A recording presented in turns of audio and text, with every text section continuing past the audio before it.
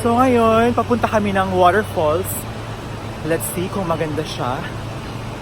Kasi they've been recommending this na parang pumunta ka ng waterfalls, sa picture ka doon, it's so good. Okay, let's see.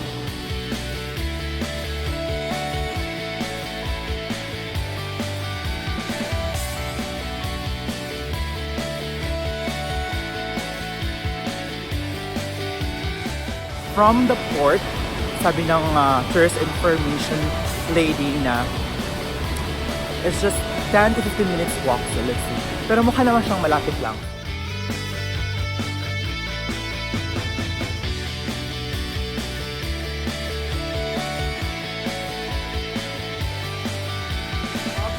As you can hear guys, the cascading of the water from the waterfall. So, ibig sabihin yan malapit na tayo, di ba? So, yeah. Kapit lang guys. Walk ng walk lang.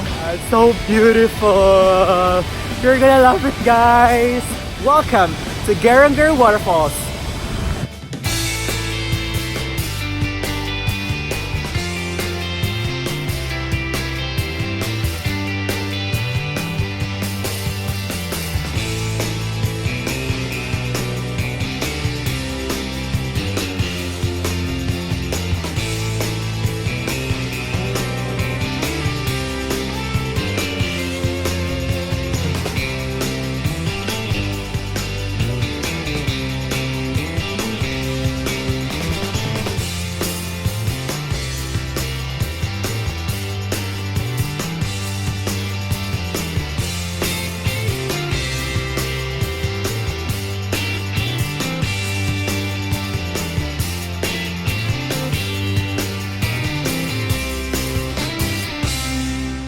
There you go guys! Diba napakaganda?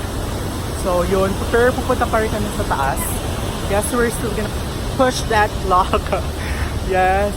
So, yan, akit pa rin kami. Kasi meron pa rin talagang dong like top view ng waterfall. So, yes. Sulitin na namin guys. Andito na kami. As you can see.